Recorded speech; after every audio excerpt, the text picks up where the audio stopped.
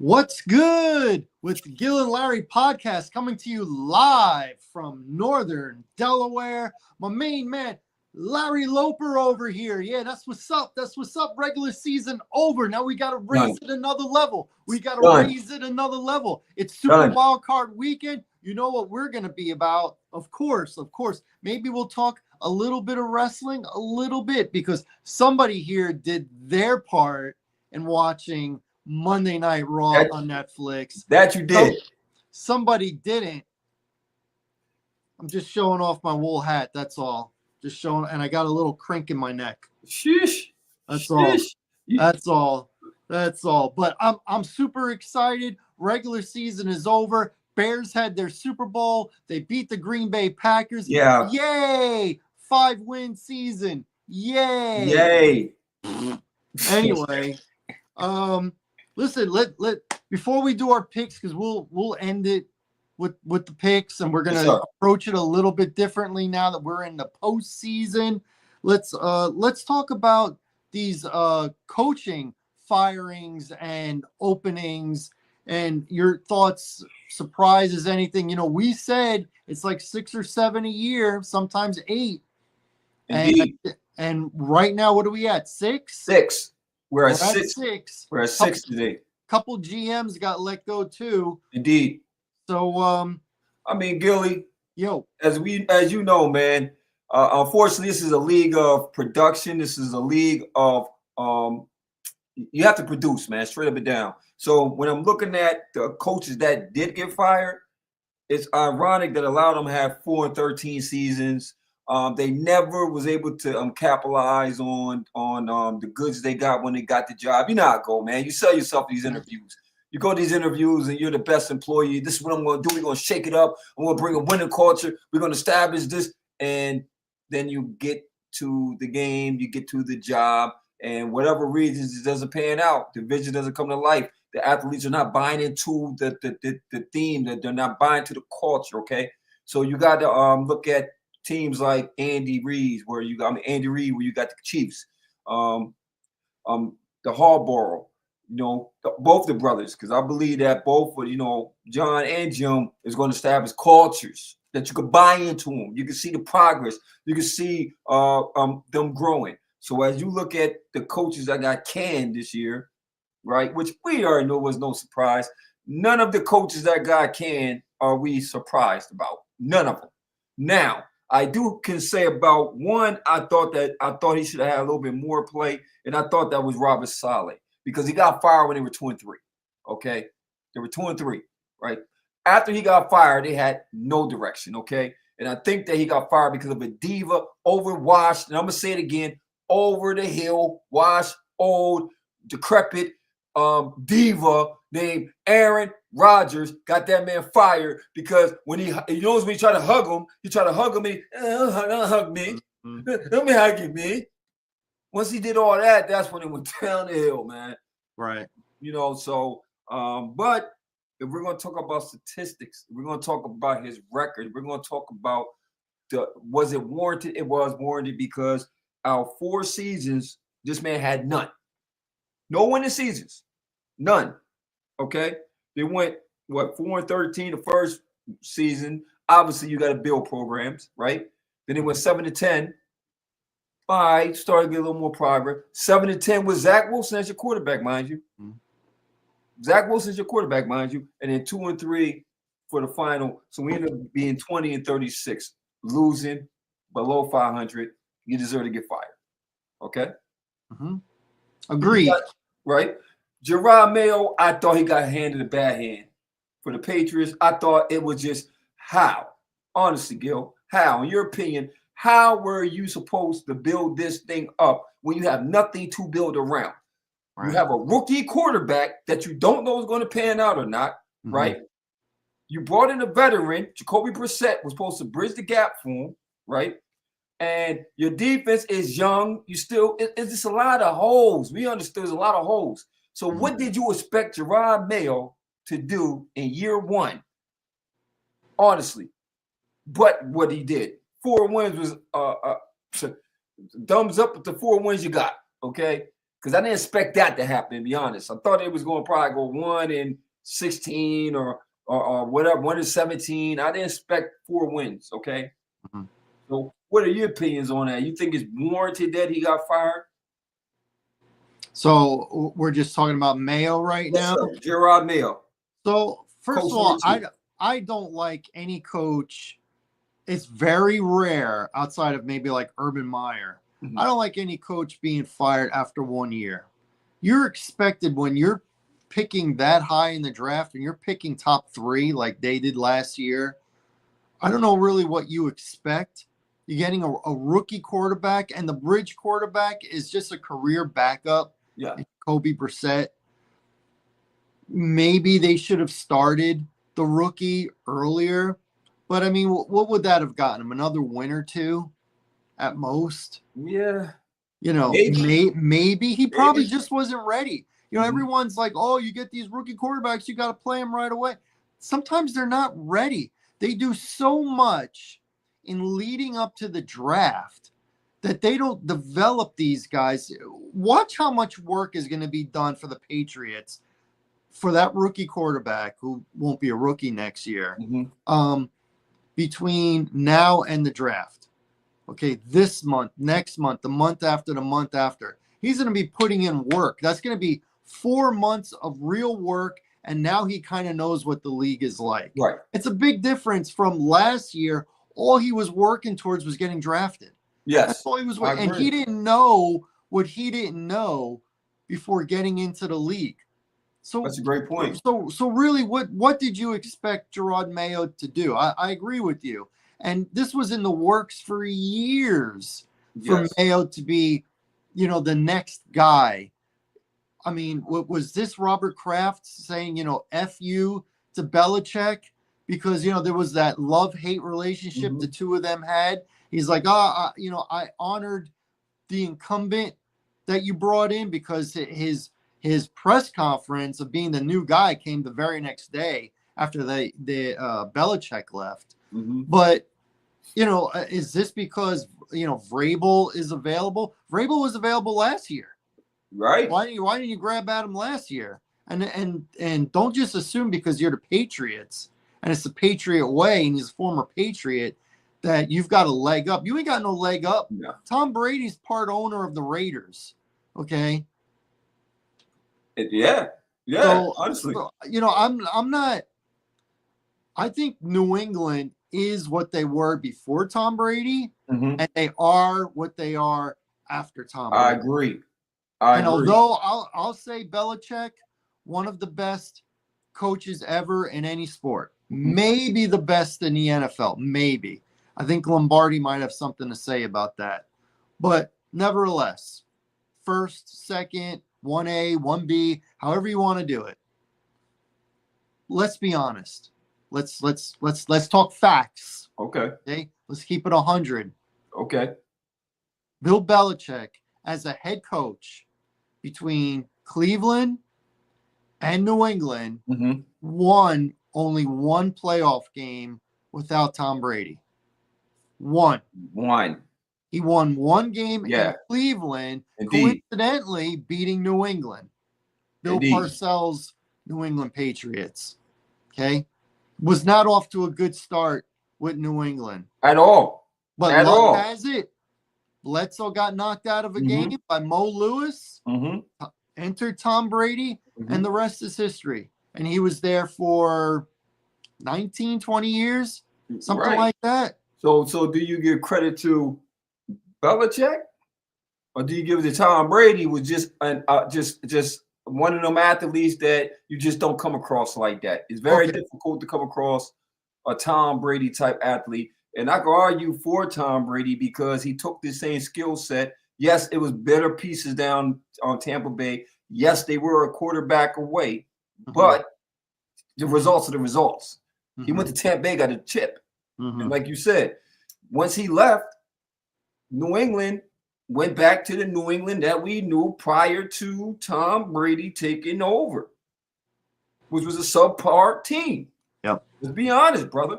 Mm-hmm. Be honest. We're gonna talk facts on the show. We ain't gonna talk nothing but facts. Okay. So now this man took over a franchise that prior to that legacy era was a losing franchise. What did you expect him to do? So him getting fired, man, I told you I was on the fence about that because I said I just it's unfair because I think it's going to be a one and done situation, unfortunately, for him. And I don't know, man. I mean, I ain't gonna say don't take a head coaching job because you don't know what comes out of it. But still, I just think it's wrong that man stepped into them shoes, into that fire. And it could be Mike Vrabel, it could be Ben Johnson, it could be whoever the hot candidate, it could be Brian Flores coming in, whoever the hot candidate is. I think that Kraft should at least give this man another chance. Because they got a high draft pick. You're gonna go get another value player. We'll get to that. Who we think that they might actually get, or what they might do in this draft position coming up. You know what I mean? Mm-hmm. But I think it's unfair. Totally I think Robert Kraft didn't learn his lesson. He admitted, I heard him in an interview 15 years ago, where he admit more than 15 years, probably closer to 20 years ago now. Wow. Sorry about that nostalgia. You forget that 2005 was 20 years ago. Yeah. So I think I heard this interview in 2006, so it's like 19 years ago. Jeez, weird. Crazy. But I heard him admit back in 2006 that he was a little hasty in letting go of Pete Carroll. Mm-hmm. And Pete Carroll was there a couple years. Yeah, he was. And Pete Carroll since then has done very well for himself. Mm-hmm. And listen, would it have been a Bill Belichick kind of wonderful for himself if they kept him? Probably not. No.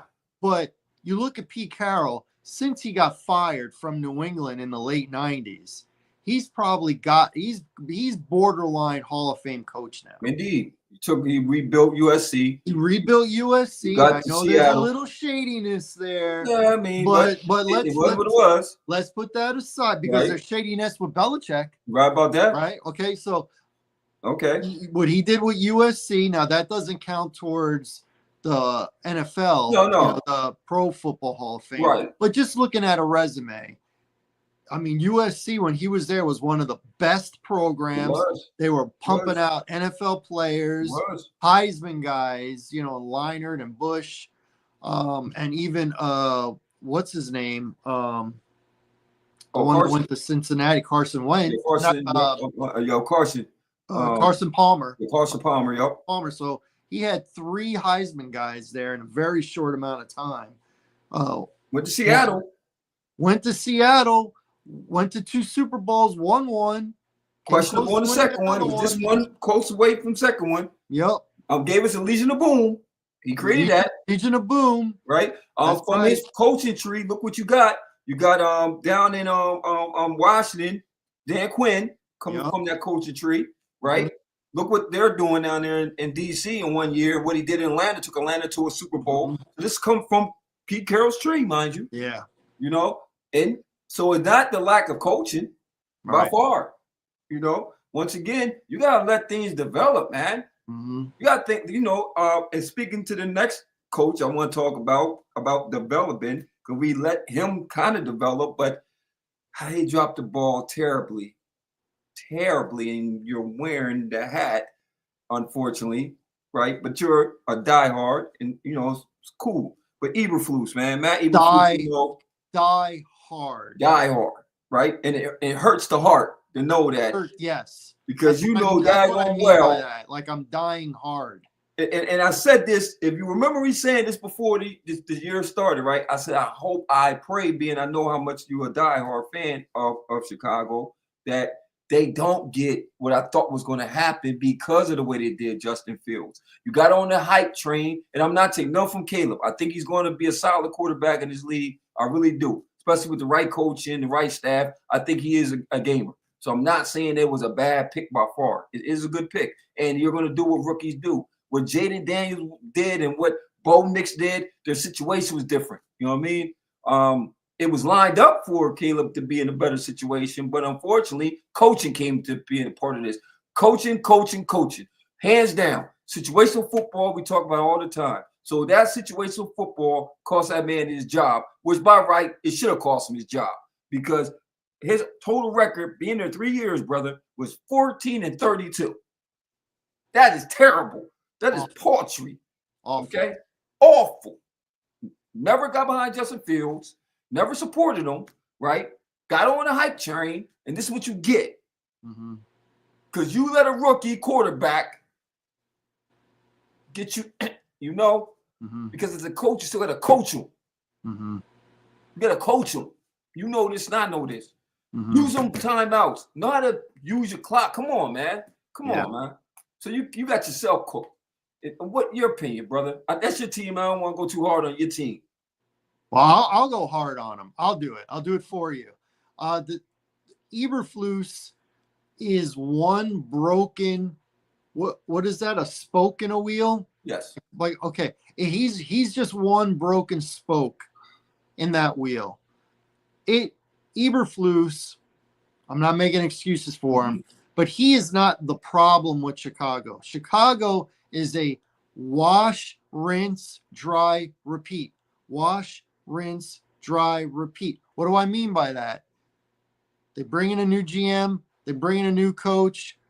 2-3 years, coach gets fired. GM hires another coach. 2-3 years, coach and GM get fired. Let's start again. New GM brings in a new coach.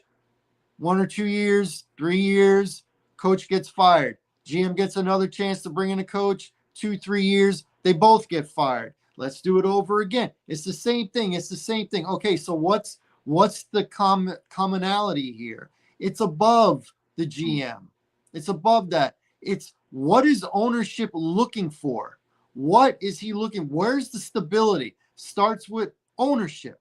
Ownership is what's been the same in this. The McCaskies are the constant problem. I hear McCaskey saying, getting rid of a GM, he needs more time to develop than a coach does. Well, why do you think that? Has that always been your philosophy? Because your philosophy is a losing philosophy. It's a losing philosophy. Yeah. Okay. What did you bring in Kevin Warren in for? He's the president of football operations. His number one job was supposed to be the stadium situation. Well, he's been here 2 years. They still don't know where the stadium is going to be built. They still don't know. Suburbs, middle of Chicago, downtown Chicago. They don't know. 2 years later, nothing has been approved. If nothing's been approved, then no one has even stuck a shovel into the ground. So how are you going to say you're going to have a stadium in 2029 when you haven't even been approved of where the stadium's going to be yet? That's only 4 years now. That's 4 years away. And it's going to be the greatest state-of-the-art stadium. Okay. Well, if you say so. Okay. In the meantime, the president is also the boss of the GM. What are we doing? What are we doing? You keep Ryan Poles there. Ryan Poles has consistently not brought in the right people for the offensive line. He goes El Cheapo. He just does a whole new offensive line every year, and it seems like they get worse every year. Justin Fields got creamed. Who was the most sacked quarterback in the league? I'll give you a hint. Played for my team this year. You know, it's ironic is that he was an offensive lineman. He was offensive lineman. You would think, right, that he will go get that part of the staff or the part of the team, at least solidify that, knowing that that's a major part of what we need is the trenches. Straight up and down, right? But what did I tell you weeks ago about Ryan Poles? When it comes to offensive linemen, what did I say about him in particular? Oh, you said that he never made it. He never made it. And I believe he looks for guys that remind him of him. He wants to be the guy to say, these guys are cast-offs. These guys are low-round guys. These guys are backups. I believe I'm bringing in the right coaches that will coach him up, and they will be better than subpar they've been coming into the league and what they've been in the league. Plus, I'll get them on the cheap. I could spend money other ways. But the thing is, he doesn't spend money other ways. He doesn't. There's always a big cap every year for the Bears. Since he's been there, the Bears have been top 3 in cap every year. That's crazy. Every year having the most money, and that's going to be this year again. So my question is, if you what are you saving that money for? What are you saving the money for if you're still losing? Right? Bingo. It makes no sense whatsoever. What are you saving? Why are you trying to penny pinch a dollar for if it's costing the team the dubs? Okay, spend the money. Spend the money, brother. Because what's going to end up happening is you end up catching a pink slip. Okay, you're gonna get an eviction notice, man. He is gonna get an eviction notice. The thing is, it should have happened Sunday or Monday. That's when it should have happened, when the season. You're right about that. I totally agree. I totally agree. What are you keeping them for? Have you heard about some of these job interviews that they're doing? So far, they've got about 15 candidates. They should cut that in half, right? Indeed. Secondly, the first round of the interviews are going to be on Zoom. He's not bringing anybody in. Forget about flying someone in and having a sit down, because a real interview is all day. Right. A real interview, you come in early in the afternoon and you stay overnight and come back the next morning. Well, that's a real interview, not a 4-hour interview on Zoom. What? Yeah. What? Nope. So I'm supposed to summarize my key talking points and what I'm supposed to bring into this organization in 4 hours. 4 hours. Right? Head coaching. Wow. You're supposed to treat this organization like it's the most important part of your life. Okay? The most important part of your life. If you're doing a job interview for your kid, and you could bring in whomever who's going to work and take care of your kid full time, because coaching is a full-time job. It's at the place. It's when you go home, you sleep at the place. You're always coaching, right? You're always coaching. Right. Somebody who's supposed to be watching over your kid, you're going to have a 4-hour interview knowing that somebody else is going to interview whoever you're going to possibly hire for your kid, and they're bringing them to their house and they're saying, we're going to spend all day getting to know one another. And if that's not long enough, you're spending the night and we're going to continue this conversation tomorrow. Indeed. Okay. That's what New England's going to do. Yeah. Okay. New England, Kraft. We don't agree with him firing Gerard Mayo, but he's got a history of winning. So he knows, before Belichick, he had Parcells. He did. He's got a history of knowing what he wants. And he's not doing it on no 4-hour Zoom. Nah. And every process has always been lengthy with him. And to put all your eggs in a basket thinking you're going to get Ben Johnson, let me tell you something. And I said this to you. I heard this. Ben Johnson is going to be doing as much of the interviewing Ryan Poles, Kevin Warren, as he should, McCaskey, because I heard this from Ian Rappaport like 2 weeks ago, that he wants to know, and I think this is a perfect question.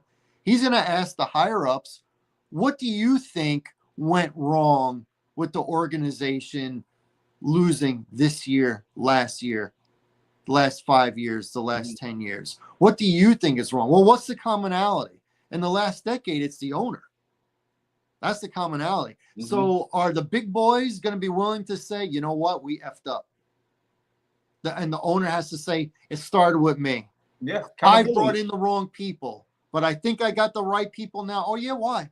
Why? What's different about them? Because your head coach got fired right after Thanksgiving. Why?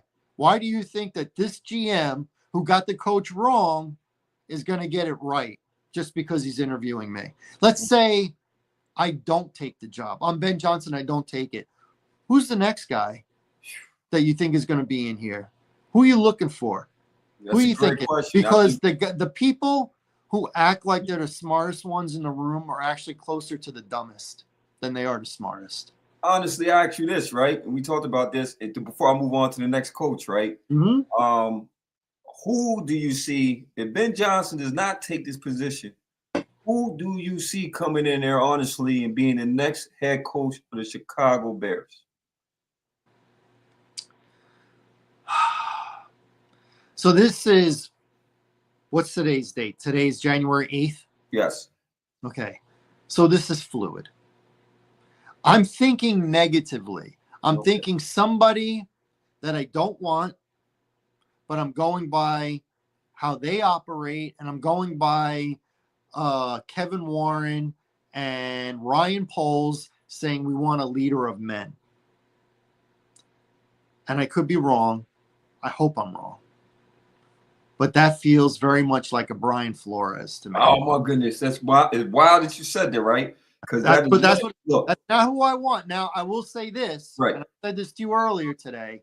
If they get somebody that's out of the ordinary, but they want to take a chance on, one of the names I heard, I didn't hear it like a lot, but it was mentioned, but I paid attention to it, that I think I'd be okay with, is David Shaw. Okay. David Shaw is the former head coach of Stanford. Okay. Right. And he came right after Jim Harbaugh. Right. He has a history. He came up in the NFL. He did very well as head coach at Stanford. He knows the NFL. He really knows college players. I think he'd be really good leader of men. I agree. I think he'd be good with a quarterback. He's had good quarterbacks. He's had standout special players. Christian McCaffrey, Zach Ertz. He did catch Andrew Luck, I believe, his senior year. Yep. So I think Shaw, I would take a chance on. I would do that. If you're going to take a chance on Ben Johnson, who's never been a head coach, I don't think Shaw is far behind, in my opinion. And I also think the offensive coordinator of Buffalo, I like him. Joe Brady. His name is escaping me right now. Joe Brady. Joe Brady. Right. Yep. And I love, since he's taken over for Dorsey mid-season last year, I love how that offense is humming. I love it. But just because you're a good play caller, play designer, doesn't mean you're going to be a good head coach. I agree. We've been down this road before. Not everybody is Sean McVay. Not everybody is Kyle Shanahan. They're not. Okay. And the Bears took a head coach that was never a head coach before, and Eberflus didn't work. Defensive guy. Before him was Matt Nagy. Yeah, Matt Nagy. Guy. Didn't work. Before him was Fox. He was old.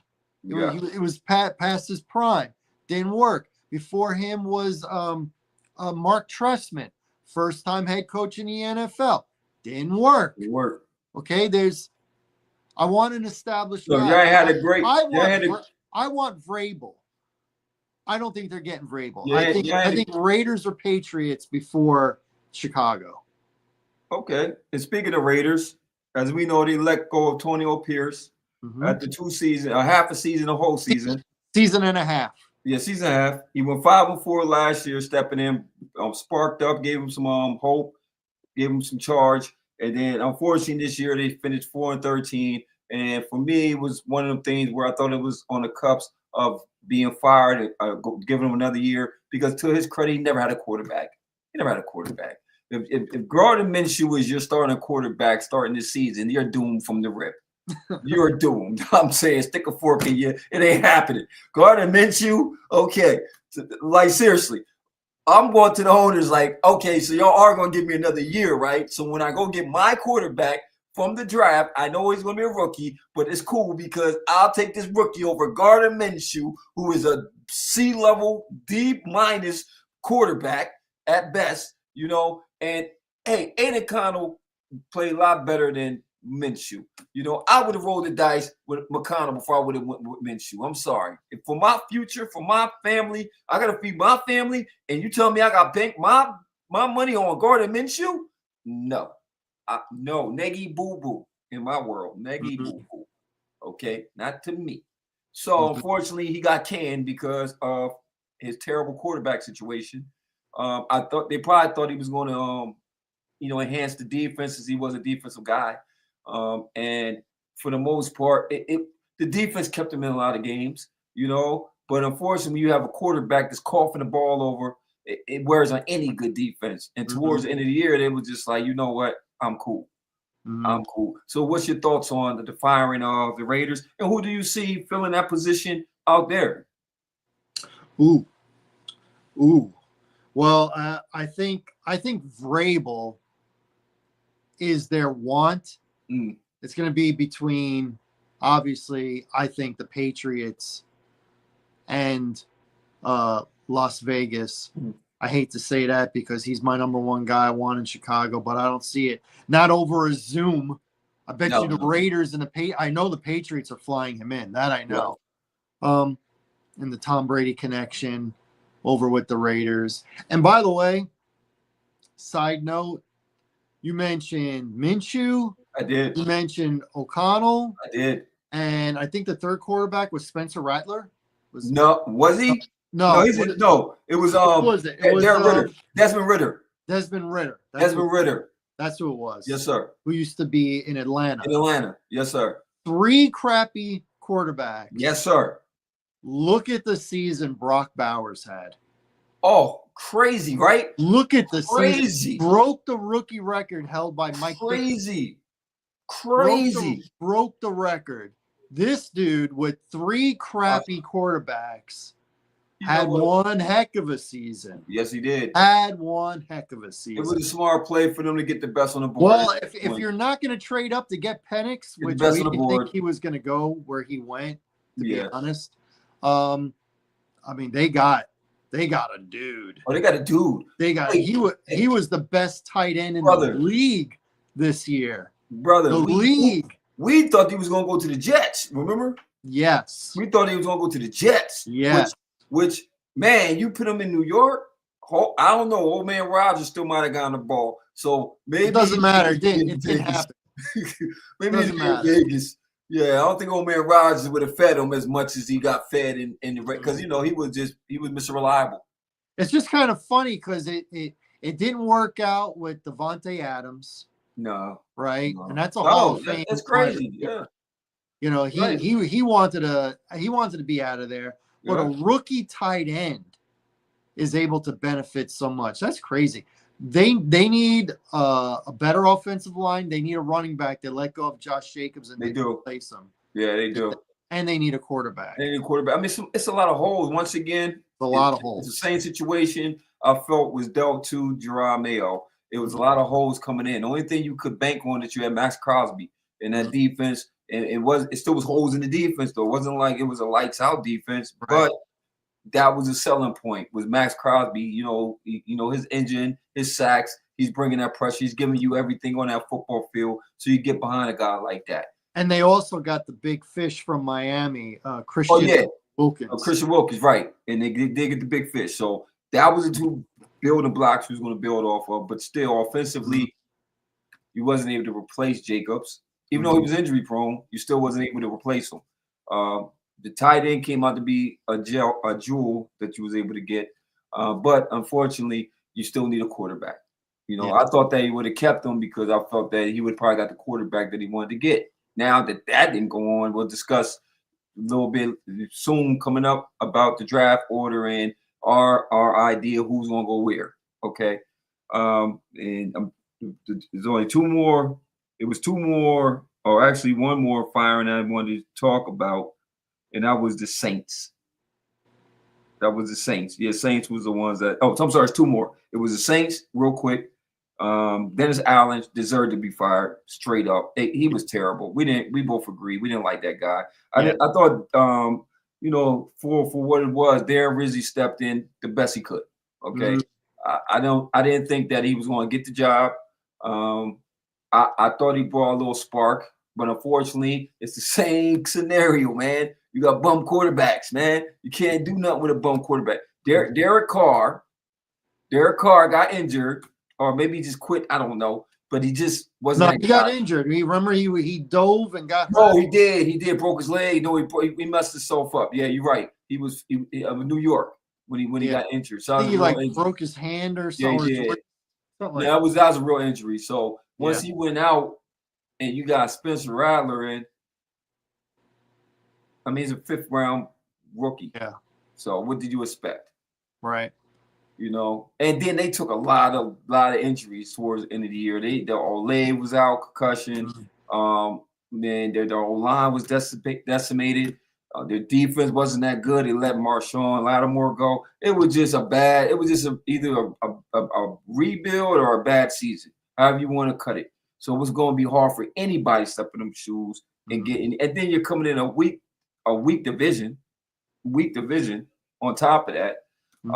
So that's another vacancy that's going to be open that we just talked about. Any idea who you think is going to go down there in New Orleans? Off the top of my head, I think that's the worst job. Yes, sir. I think it's the worst. I agree. I know there's another job that we'll probably talk about right after this. Yes, sir. That I think is a lot better because they have cap room. I think New Orleans is going to have to cut a lot of people. And it's an old squad. It's an old squad. They have no identity. No. I don't know what they do at the court. I mean, do you run it back with Carr again? You might have to as a bridge. You don't have to. I don't see no quarterback coming out the draft that you're gonna. You're not gonna go up and get. First and foremost, they're picking 9th. Yeah. So unless they move up a lot, there's only going to be like what two guys. They'll push up somebody else for a 3rd guy. Yeah. Like they always do. But there's only like probably 2 guys that are going to be in the top 10, and they're going to go top 5. Yeah. They're probably going to go either 1 or 2. Yep, and 3. 2 or 3. Yep. Or 1 and 3. But they're going to go top 3. So unless you're picking in there, now you got to look at free agents. Now I could see a guy like Kirk Cousins being signed, going there. I could. I got another destination for that guy though. I got another destination for Kurt. I'll tell you where I think Kurt goes. Nursing home. That part too. That part too. Yeah, definitely that part. But I think I got a location for him because I just don't see unless they're gonna have to be aggressive. If they're not aggressive, I can see them going this route. We'll talk about that. And my last team we talk about is the Jaguars. The Jaguars let Doug Peterson go, which I'm not surprised. I am surprised they kept the GM though. I am too. I really am. I mean, first year he came in, he was what? He was 9-8. Then he ended up being another 9-8. Then this year it just got away from him. But last year was really like the year that kind of like because he went. They had a great. They came out. They were doing good. They were doing real good. Then they just imploded towards the end, and that momentum carried over to this year. You know, Trevor Lawrence got his money, but he regressed. You know what I mean? They just never had no identity, man. The defense they didn't have an identity. And you look at the end of the year, due to a cheap shot, a dirty shot, but still in all, you end up the year with Matt Jones as your quarterback. Yeah. To their credit, they did cover a lot of bets, though. They did. To their credit, they did cover a lot of bets. They were in the game. Okay. But once again, that's a job. At least with that owner, though, you have more wiggle room with that particular owner than one of the worst in the league. Khan. That owner. Yeah, Khan is. Chad Khan. Was he delusional? One of the worst. First of all, he said that this was roster-wise was the best roster one. since he was the owner. That's why actually was he delusional? Yeah, he was delusional. Yeah, he was delusional. He's crazy. They're picking 5th in the draft. Yeah, he was delusional. Yeah, he was delusional. Yeah. No. I mean, you could have said, I think they might have a playoff run in them. I think there's a shot to win the division. It's a weak division, but for you to be like, I think this is the best roster. It just goes to show how bad your roster's been. Yeah. He's only won double figure since he's been the owner. His team has only won double figures once. Wow. 10 wins once. Wow. Once. It Even wasn't 2 years ago when they made it to the playoffs and they came back and won, yeah. they were only had 9 wins. Yeah, they 9 wins. Yeah. Yep. So he is one of the worst. He's more into trying to brand. He's like a bad Jerry Jones. He's more about branding than he is about winning. He's the one that volunteers and says, "Oh, I'll play over in Europe 2 times a year. Well, I'll lose a home game. Yeah. That'll be me. That'll be me." Come on, bro. Come on. And Yeah, then he's got his son, Tony Khan, working for him in a high position. Listen, Tony. Good song, by the way. You're a wrestling guy. A wrestling guy. You're AEW. Yes, sir. You do a great job on that brand. AEW. You do a great job. Didn't you learn from Vince McMahon when you try and do wrestling and football? The football suffers. Don't do that. Stay away. You're stay far away.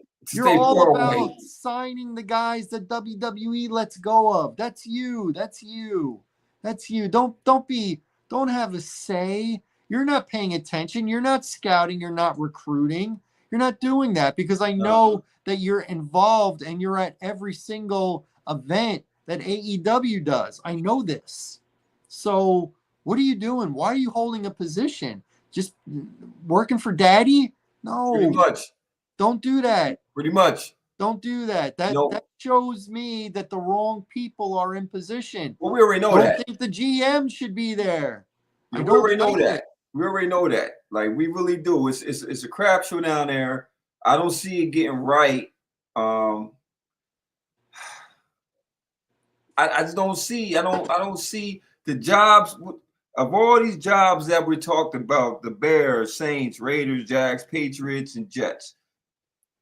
Which job do you believe that the coach coming in gonna have the best success rate of maybe having a decent season, starting to trend the right way? You know, what of them positions would you want to take? Okay. And don't be biased because you're a Bears fan. But I'm asking you, which one is the best position for you on paper right now? 100%. 100%. It's how you want to look at it. If you want to look at it football-wise, yes, I like Jacksonville because they have the most cap room of all those teams. I think they're number 1 or number 2 in cap space of the entire NFL. And if you want to believe Trevor Lawrence is the quarterback, you've got the quarterback and you've got money to spend. And you've got a great that Josh Allen, the defensive end, he's great. So you've got the top guy on offense, you've got a top guy on defense at a prime position, okay? And you've got a lot of money and you've got high draft picks. That is a very appealing job, football reasons wise. Now, Jacksonville, with all due respect to the state of Florida, is not that appealing. Okay. Miami by far number 1, and then Tampa Bay would be number 2. Jacksonville a distant third. I agree. Jacksonville, and that stadium is a dump. It is a dump. It is a dump. It is a terrible stadium. So it's how you look at it. Now, Chicago, because it's Chicago, it sells itself. It sells itself better than the Jets do because the Jets are only New York in name only. The Jets are in New Jersey. You've got to drive or take a boat to get to New York. Now, you're not far. You're not far, but they can say New York all they want, Giants, Jets. They're New Jersey. They're 5 miles from where I lived. I lived in West New York, New Jersey. That's 5 miles away from the Meadowlands, 5 miles away from East Rutherford. Okay. It's New Jersey, and it's not the same thing. It's not the same thing being close to New York versus being in New York. It's not the same thing. It doesn't have the same cachet. Trust me, I was there. I know. Okay. So when they say New York sells itself, It's kind of, if you're saying New York Yankees, New York Mets, that sells itself. You're saying New York Rangers, that sells itself. Do we ever say the New Jersey Devils sell themselves? No. Yet, No. same area. And They're in the same area. yes, it's Jersey. It's a Jersey It's thing. Jersey. It's a Jersey the thing. swamp. It's Right. northern New Jersey. So New York really doesn't sell themselves like Chicago does. You are in Chicago. You are there. Yeah, I agree. I think location, history. I mean, when you think of NFL, even though the Bears have sucked for a while, Chicago. The Bears are one of those staple franchises. I agree. They are, because they've been around since forever. Yeah. 1920. They've been around for forever. So to me, those are the two most appealing. But there are haves and have-nots. Don't like the location. Don't like upper management. How much power are you going to have? If you work out a deal in Chicago where, hey, listen, I'm in on players coming and going. Okay. You don't bring in someone that I don't give the okay to, and you don't get rid of someone I don't give the okay to. I'm not here to just coach. I'm the guy. I walk in the building, I'm the guy. Okay. Belichick wouldn't even let the owner come in and ask him questions and sit in a meeting. And that's the owner. And he wouldn't let him. I'm not saying you got to go that far, but I want it to be established. I'm the alpha. I'm the alpha. I walk in here, I'm the apex predator. No one else. They don't have to worry about getting fired, signed, cut by anybody else but me.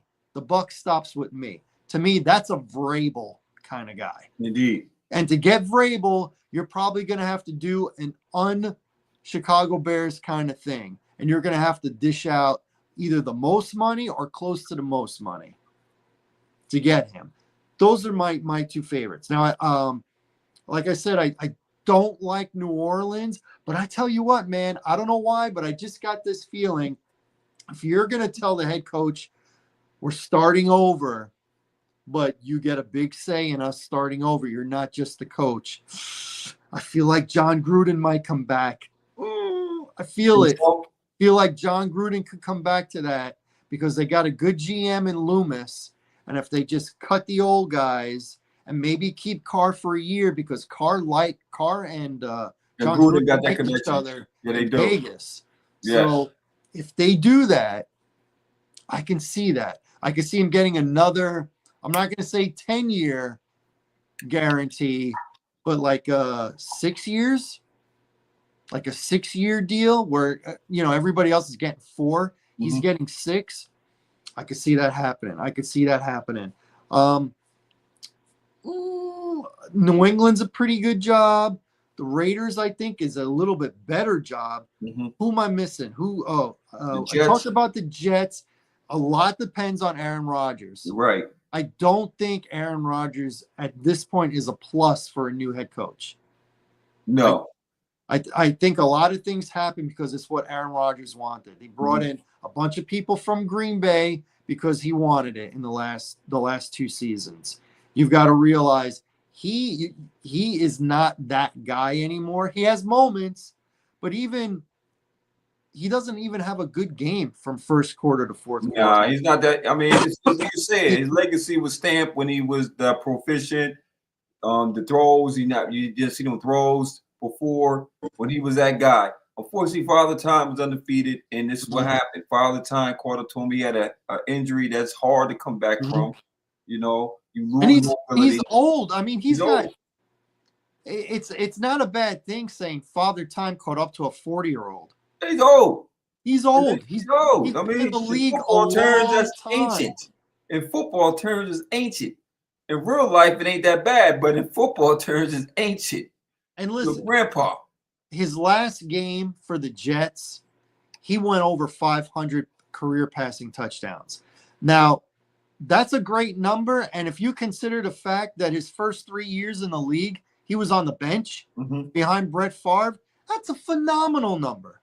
That's phenomenal. That's fantastic. That's a select few. There's no negative. There's no negative saying it's time to move on. and I don't think he goes anywhere else. If it's not the Jets, and No, it's done. I It's think done. he's done. It's done. It's done. And it's cool. I think he's done because It's you cool. don't. The diva's not going away. Yeah, He is who he is. You solidify. put up with stuff when he throws for 45 touchdowns.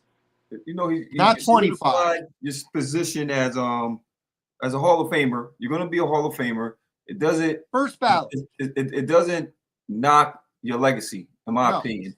It just it's the Jets, man. If any team, it's the Jets. So they have a history of just underachieving. So at the end of the day, yes, you probably want to go in there. Yes, you want to turn around, but it just wasn't meant to be. Okay, it's cool. It's cool. Man, we really went in on these Why not? This Black Monday, right? Before we wrap this up, man, I had like 4 coaches I know is on they're a hot commodity right now. We talked about all of them for real. But Mike Vrabel is definitely top of the list. Joe Brady, you mentioned him at the Bills OC.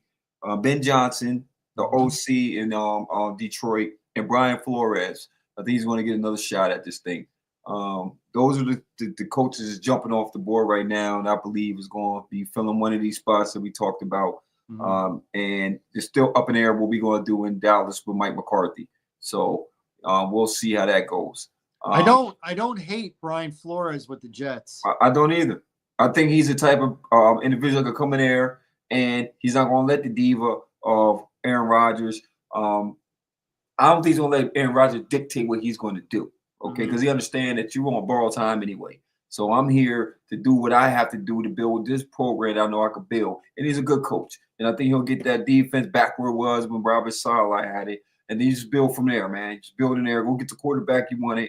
Go get that type of quarterback that's going to fit your mold of quarterback. And then, hey, another chapter, brother. Another chapter.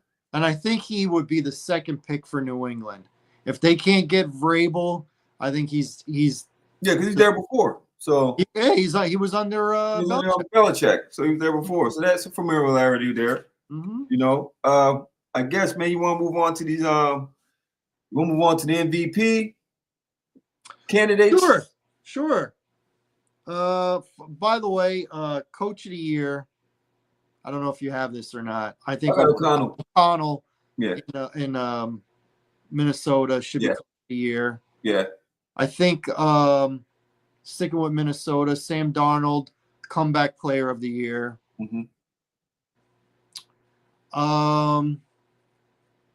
Offensive rookie of the year, Washington's. Jaden Daniels. Oh, that.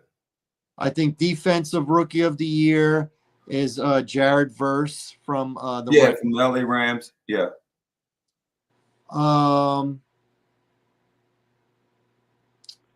Shoot. Okay. MVP. I'm going to answer 2 ways. Okay. Here's how I think we'll get it, but here's how I would do it. I think Josh Allen's going to get it. I would have a tie. It's happened before a couple times. I would have Josh Allen, Lamar Jackson. Outside of rushing touchdowns, Lamar Jackson has all the other big categories. He's got him in yards. Yep. He's got him in thrown touchdowns. He's got him in rushing yards. And you know what's crazy? I have the stats here, Bill. I have the stats for you, and you're totally correct. Josh Allen threw for 3,395 yards, 25 TDs, only 5 picks. Great season. Great season. 79.3 QBR rating, right?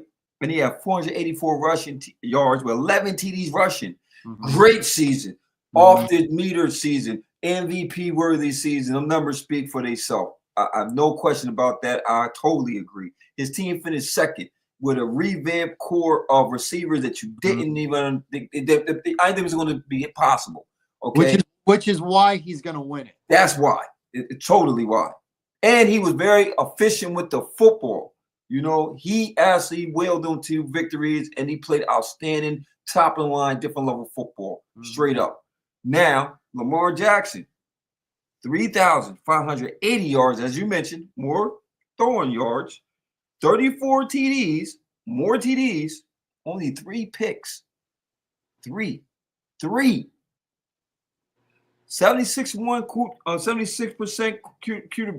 quarterback QBR. rating, QBR, 743 yards with 3 TDs, but 743 yards. What? And he broke Mike Vick's record for most rushing TD by a quarterback. That's cold. That's cold, bro. That's cold. And he got better as the season went on. He showed you who he was as the season went on. Cold.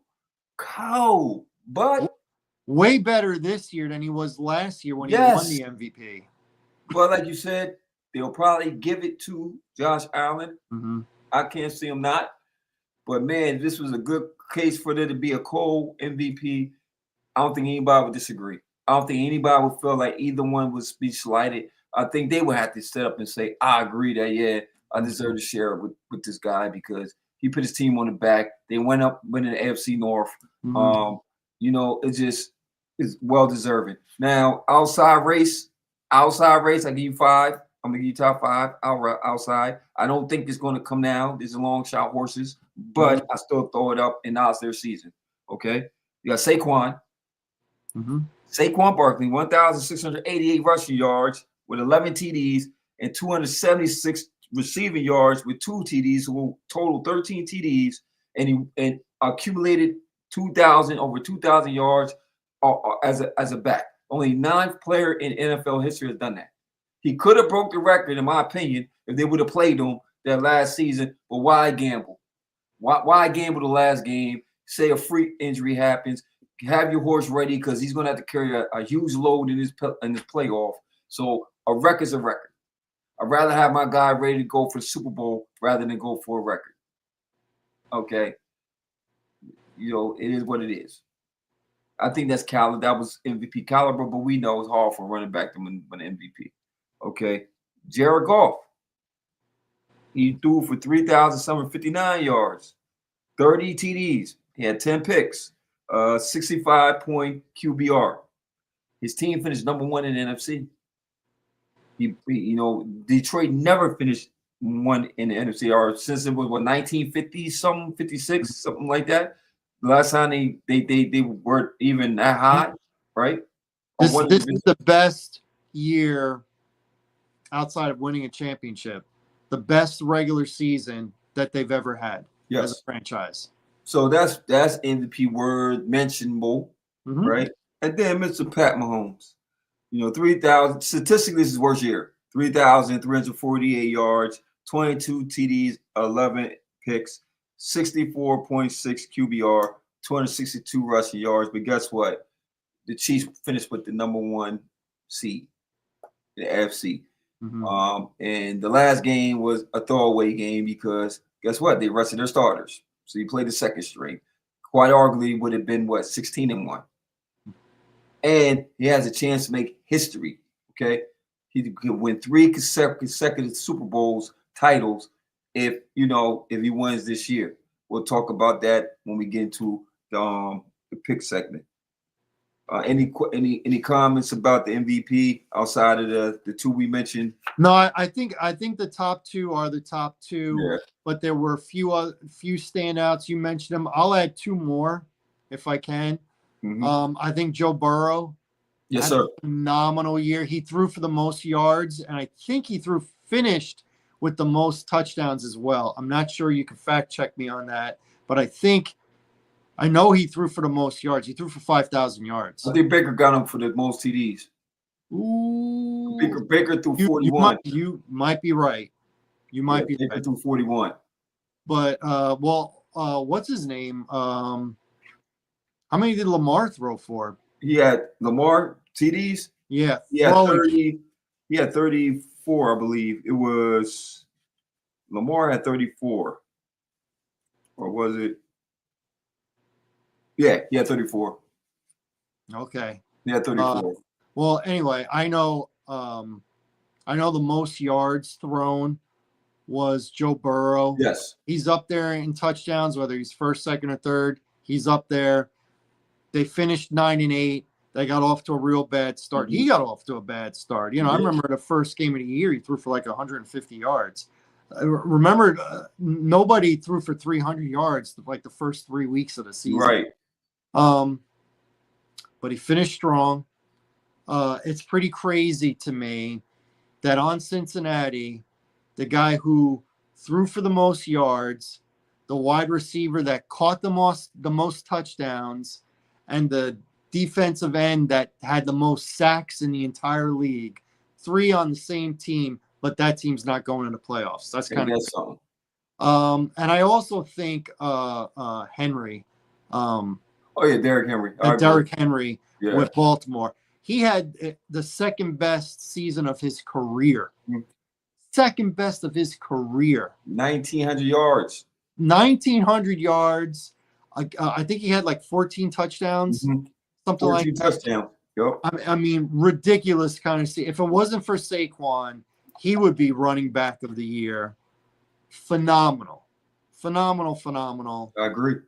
So I would add those 2 guys in there. But, yeah, I still think it's between Josh Allen, Lamar Jackson. Indeed. And I think Josh Allen's going to win it. I do too. Offensive player of the year, probably go to Saquon. Probably do that. Defensive player of the year. Man, I tell you what, that Patrick Surtain. Yeah. Out in Denver. I think if Chris Jones didn't get injured, he could have went up there, but he started because he's a wrecker. He's a wrecker. But yeah, Surtain was the most consistent one I could think of. Bourne had a good year, but he wouldn't have got it out for Philly. He had a good year.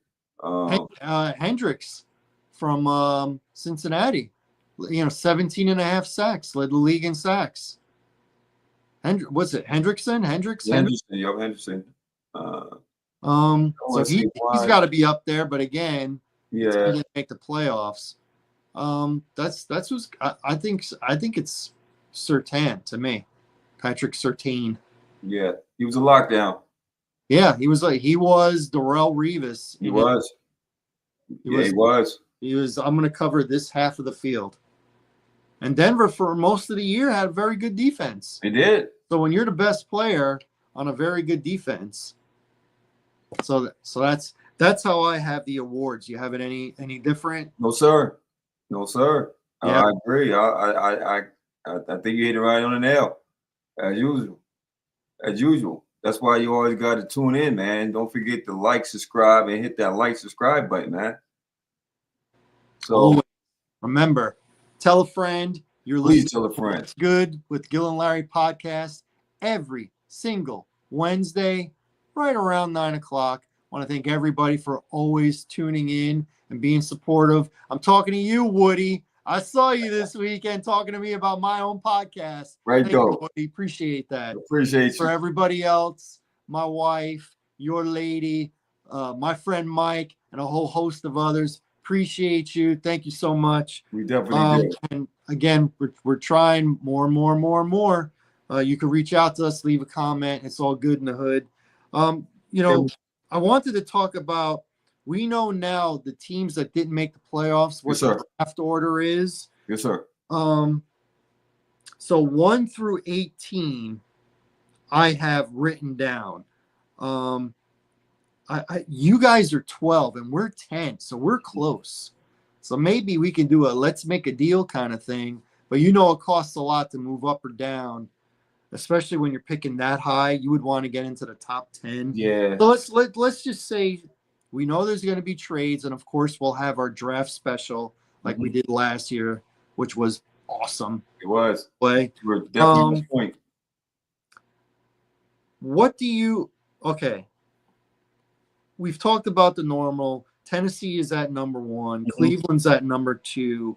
Giants are at number 3, and New England is at number 4. Yep. We think 2 quarterbacks are going to go in those first 4 picks, unless someone jumps up and does something weird. Before we get into those picks, let's just get you and I out of the way. I'm picking 10. You're picking 12. Without mentioning a player yet, because there's too much, it's too early. What position? I'll give you 2 positions. Okay. that you guys would address at 12, and I'll do the same thing with me. One or two positions. I would say At 12, you're looking at either this or this, and then we'll think about who's the best guy for each position. I would say receiver. Receiver is a priority. So at 12, you'd be taking receiver. Receiver and running back. Running back. Now that running back is interesting. Yes, sir. Because I think there might be a very, very good running back. I do too, especially the way it's lined up. I believe too, especially with the demands and the needs of other teams. I think that it will fall to us for that reason, because it's just a demand thing. You know how it go. It's not about it's not about whether the running back could have went higher. I just don't think teams that's above us didn't really need to address some issues. A lot of them teams gonna go offensive linemen, or they're gonna go edge rushers straight up, or some of them might even go cornerback. You know what I mean? Because they're gonna need that. So I think that's why we could, we don't have to be extra aggressive if we're going to go get that position. We're talking about drafting up. That's not one of the teams I see going up to make a play. I'll tell you who I think should make a play. Now, will they pull the trigger? I don't know. But I'm telling you, I think really need to be aggressive in this draft coming up. Because some team I think got bargaining power. Some teams I really think at the up top got bargaining power if they use it the right way. And I guess what you think? Well, about your team, my fault. What's your team? What issues your team? I'm pretty much sure. I think where you're going with your team. But would you? My team is easy. Two positions: offensive line, defensive line. For as much as the NFL has changed, what remains the same is each play is dictated in the trenches. Whoever wins on each play in the trenches dictates how that play is going to go. Offensive line, defensive line. That's where Bears need improvement on defensive line. They are gosh awful on offensive line. They got one guy. They got a right tackle. I can put him there and say we got a right tackle. Darnell Wright, got him from Tennessee 2 drafts ago. Good solid. Good player. Tevin Jenkins, when he plays, is a good player, but he's a free agent now. I don't think the Bears will re-sign him, and quite honestly, I'm okay with it because what do they say? The best ability is availability, and he misses. I would say in his entire career, he's missed a third of his career. Right, and it's every single year he gets injured and misses multiple games. Can't do it. Can't do it. Can't have my best or second best offensive lineman be back doesn't play. Can't do it. Can't pay that kind of money. You can on a rookie contract on a second rounder, which is what he was. Can't do it now. Now he's going to demand big money, and he's probably going to get it. Someone's going to overpay him, and he's going to play well until he gets injured, and that's his history. So I went to shoot the dice. I think. Listen, I said we weren't going to pick players. But I think if you guys go running back, there's one guy. Oh, Genty. All day long. That's all day the long. Guy. And the more they talk about him, the more Jerry's gonna like him. Yes, sir. I have another running back, which I think there's a sleeper running back. It's a sleeper running back. Skeetable. What is Skeetable? Yeah, but he's not going to go first round though. No, he's gonna go in the second, maybe third, might even be fourth. Honestly, but I like the way he run. I do. I like the way he run that ball. Is he an every down back? Genty is. Genty is. Yeah, Genty is, but I don't think the other guy is. Nah. He's not. He's not. He's a guy who plays a lot. He's a third down guy. Third and medium. Yeah, you're right. But as far as just feeding from 1 to 3, no. Right. But yeah, that's why he's going to drop. You know what I mean? But yeah, Genty is definitely off the board. Now getting to the top 5, I got I say 6, right? Tennessee's got so many holes, but I think they're going to be aggressive, go get a quarterback, right? I think they honestly, I think they might go for Cam Ward. because that's the Levis experiment ain't is just no, right? Okay. You got Cleveland at that 2 spot. Now for Cleveland is either going to be because now we talked about this. Is the Sean era over? And if it is, do you go get a quarterback or do you go get Travis Hunter? Or trade with a team like, let's say, the Raiders be aggressive, go to the 2 spot, go get their quarterback, right? Which would be Shador. Or does Shador fall at 3 to New York, the Giants, and they get their quarterback? New England at 4 goes for OT, offensive tackle, because you got your quarterbacks, you want to make sure you keep them upright, right? And I look at the Jacksonville Jags, like you said, they already got pieces on it, so they can be aggressive with a corner. And Will Johnson's popping off the board to me at the corner out of Michigan. Now he has injury problems, but I could see Jacksonville going to get a cornerback. How you see this playing out for the first 5, in your opinion? I know it's way too early, it's way too fluid at this point. Well, I know Jacksonville won't go quarterback. No. That I know. And I know New England won't go quarterback. That I know. So that's 4 and 5.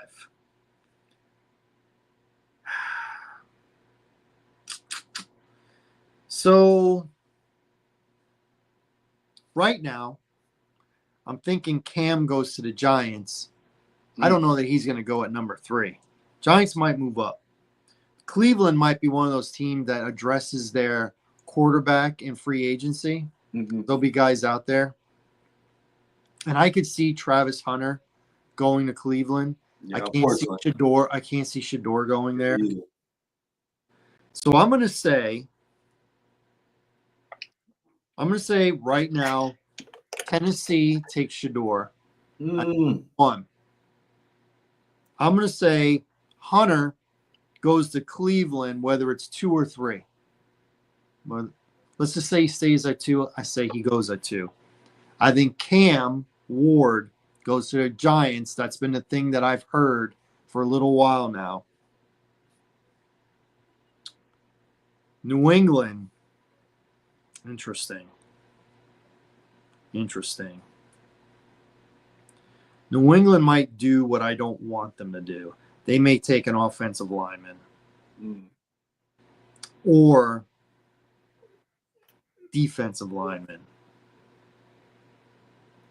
Because I could see Abdul Carter from Penn State. I could see him going to New England. I could see that. But you also have a young quarterback, and they got to improve that offensive line. So they can go offensive line, offensive tackle, maybe the dude from Texas, maybe the guy from LSU. Or they can go Penn State.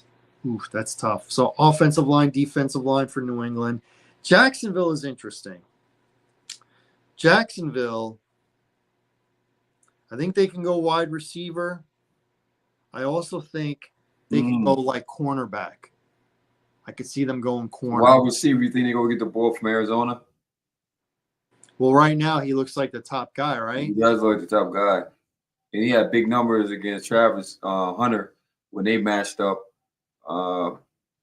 They did really well with Brian Thomas. Yeah. So they did really well. You got 2 big receivers. You cut Gabe Davis. Get rid of him. Yeah, more than likely. It probably depends on. I don't know. You might keep Gabe though. He was really bad this year. He was really bad. He should have had like 13 touchdowns. He should have stayed in Buffalo. My opinion. Well, he left to get paid. I'm not gonna mess with the guy's money, but he should have had like 13 touchdowns. He drops so many balls. Oh my goodness, he drops so many. So I see either wide receiver, if I'm going to do 2 positions, wide receiver or corner. They never really replaced what's his name that was there. That was really good. Now he's in Miami.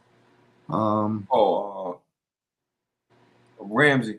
Ramsey. Yup, Jalen Ramsey. Nah. Las Vegas needs a quarterback. I don't know how that's going to work. I don't either. They need a lot. I think they might do what you're saying. A veteran. They might go get a veteran. They don't be aggressive because I think they need to be aggressive and go up. I think Tom Brady's going to have quite a bit of a say. I think he's going to have quite a bit of a say in and how the organization is run, and maybe not the player that they're picking, but how to construct a good team. Mm-hmm. Which makes me think of Vrabel. Then we got the Jets. Oh boy, Jets need a lot. Jets might need a quarterback. Jets. They don't need a running back. They can use more help on the offensive line. That's gonna hurt me. Carolina. I don't think they invest offensive line. They're at number 8. They'll probably get another weapon from Bryce Young. Or I can see them going defense. That could be a wide receiver. Yeah. Wide receiver. Could be defense too. New Orleans. Oh boy, they need a lot. Yeah, they got a lot. They need a lot. Who knows how they go there? Yeah, I don't know where they might go, man. They might go in the trenches. They might go get a trench guy. Either which way, either gonna be offensive lineman, or I can see them going offensive lineman, maybe defense. But I think they're gonna probably go offensive lineman. You got to worry about them because they like to run the ball, right? And their running backs are not young. Yeah. So that's probably the first team you got to worry about, maybe going running back. That's a number 9. Talked about Chicago. San Francisco could go wide receiver because I think they're going to lose Debo. But then again, they was talking a lot about their offensive linemen too. The only one that's solid was Trent Williams. So they could be looking for to sew up that old line. So they might go offensive lineman. They might go offensive lineman. They might go offensive line. I think they're going to go offense. They're definitely offense. I don't see them going defense. I think they're going to go offense. And then you got receiver. Then we fall. Hopefully, we get the running back we need. Miami is 13. They don't need a receiver. They might. Because crybaby. Yeah. Because of crybaby. Because of Tyreek Hill. You could talk your way out of a situation. He might not go to where he wants to go. But he might have to go. I can see him going defense. I don't understand why the organization put out a statement saying he's not asking for a trade. They talked to him and he's not asking for a trade. We all heard him say, I'm out. So what are you talking about? It's a PR thing, man. Yeah, but we all heard it. Stop. Indy at 14. Ugh. Atlanta at 15. Defense. All day long defense. Defense. Pass rush. All day long. Arizona. Easy pick. Kyler, you got your receiver. The offensive line wasn't that defense. They're gonna go defense.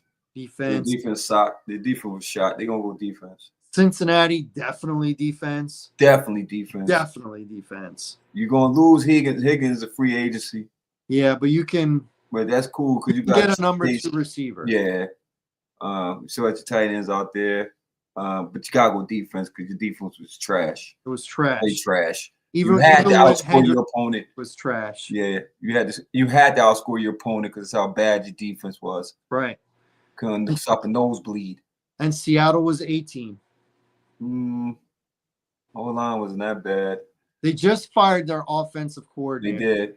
Which makes me think they go offense. For sure. Offense. They don't need running backs. They got 2 good ones. That'll be good. They definitely do. They got a few good receivers. You still got Metcalf out there. You got the other guy, Jabaga. What is it? Najaba, whatever his name is, but that guy. They got him. Number 11. Number 11. I can't pronounce the name, but number 11. So they cool on that end. Yeah, it's going to be offensive. Might be All right.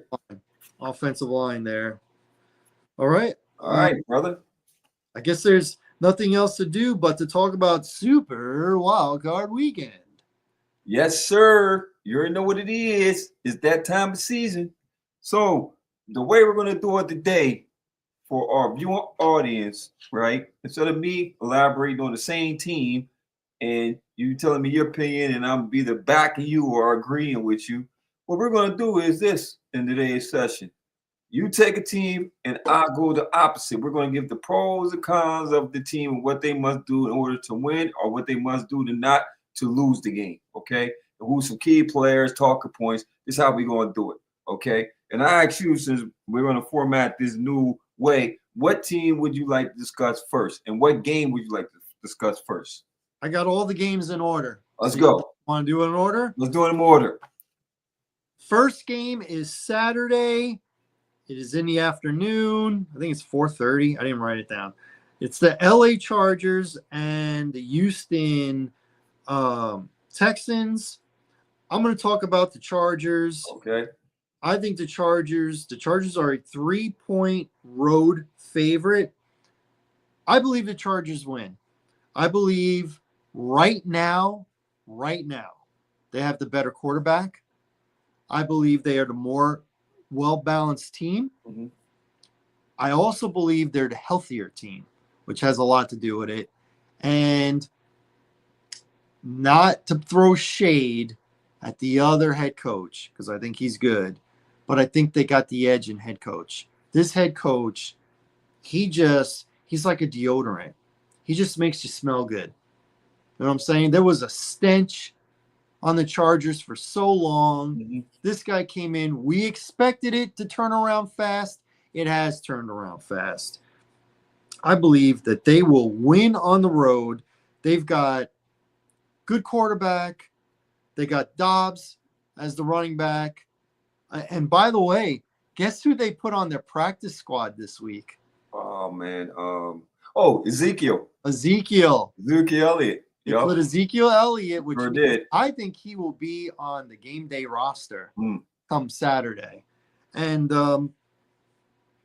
I think their defense is going to be pretty good. I think Bosa, Mack, those two guys, they're going to feast.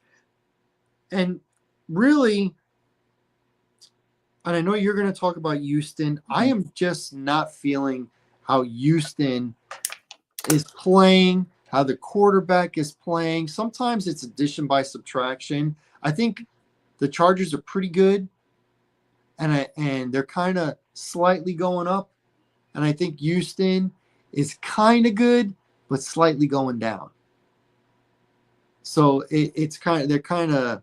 they're almost even, but one's a little bit going up and one's trajectory is a little bit going down. You know, it could be a sophomore jinx for Stroud. I don't know. He might not be that healthy. I don't know. But I think the Chargers, they finished strong. They're in a division with Denver, who's pretty good, and Kansas City is Kansas City. Okay, the only weak link is Denver. So where there's three good teams, they were good. I know what it's about, what it's all about when you're in a division and there's three good teams and one's terrible. I know all about that. So I got to say, I like the Chargers. I like them to win on the road. The number is 42.5. I think this is going to be a little bit of a low-scoring game. I see a lot of defense, and I see a lot of miscues on offense, especially on Houston. I'm going to take the under. I got the Chargers winning this game. All right. As far as the Texans side, in order for once again, Texans have been decimated by injuries, unfortunately. They lost Diggs earlier. Nico Collins was banged up for a while there. They lost Tank Dell to another aggravating injury. It was going to be very hard to come back from. It's a terrible one, like terrible. I feel for the guy. I really do. Like you said, could have been a sophomore slump with CJ Stroud. It happens. You know, they did make it. They didn't have the best year. You know, there was a lot of hype on them coming in this year. So, but their defense, has been playing. Their defense actually carried them a lot of these games. And I believe that the defense will have to play lights out in order for them to come away for a victory. It's going to be on the defensive side to kind of keep that especially with Herbert playing the way he's been playing, and the balance that they have on offense and the way that they coach, that they're going to have to play lights out. They're going to play almost problem-free football. Stroud going to have to be very careful with that football. You're going to have to, we already know that Nico Collins is going to get doubled. Okay, so I'm looking for other guys going to have to step up.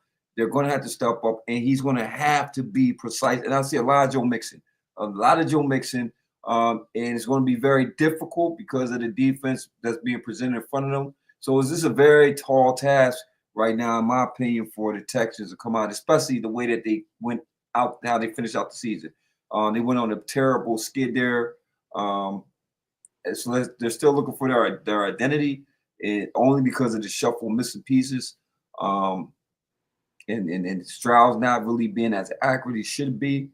So in playoff football, it's more intense. You do have home field advantage, but it's going to be a dogfight in my opinion. I think it's going to be a dogfight in my opinion. This is another opponent that the Chargers have to face from that division on the same early Saturday slot or 4:30 slot. But I'm gonna say, in my opinion, honestly, it's a lot for the Texans to take on. I think it's a dangerous opponent coming in, a confident opponent. They've been playing better football. So in my opinion, I think that the Chargers will win this game also. So I will be leaning towards the Chargers. Did they cover the 3? Yeah, they'll cover the 3. They'll cover the 3. 42.5 over under. Under. It's under with me. All right, so we are in agreement on game number 1 on Saturday. Game number 2, the night game, Pittsburgh at Baltimore. This will be the 3rd time. Yes, sir. These two teams will be playing each other. Again, one team, I think, is a little better than the other, but they're ascending, and the other one is taking a nosedive. Well, I'm taking the Baltimore side of this equation. So should I take Baltimore? What did we agree on? Not Baltimore. You said Pittsburgh. Okay, then I'll do Pittsburgh. Yeah. Pittsburgh. So I am not feeling Pittsburgh in this game. They've lost 4 in a row. I will stick to what I said. I don't think they ever should have made a quarterback change. I think what you're getting with Russell, and it's going to be a porous version of what he used to be. He was doing pretty good, and then it seemed like the league figured out if you take away Pickens, you don't take him, if you don't play him man-to-man, and you actually double him, and you kind of shade the defense to his area, all of a sudden other guys can't step up. Tight end is pretty good, but they wind up kicking out one of their receivers. Mm-hmm. So I really think if you can prevent Pickens from having a big day, they don't really have anybody else. And do they have a couple of good running backs? Yes, they do, but they're not quick hitters. They're plodding battle rams kind of running backs. They're not, see the hole, they're gone. They make 2 guys miss, and it's going to be 60 yards the other way. They don't do that. They don't get big 10, 15-yard plays. They get a good play for them is 4 or 5 yards. That's it. So you're not going to get a huge play. So if you play the pass, kind of, I think that's a winning formula for almost anybody, especially Baltimore. Mm-hmm. Pittsburgh's defense is good. They're not quite as good as they were earlier in the year. And I think Tomlin's a good coach. He's a good culture guy. I would not mind if the Bears did one of those, I'll give you my 1st-round pick for your coach, because I think he would be good for a city like Chicago, an organization like Chicago.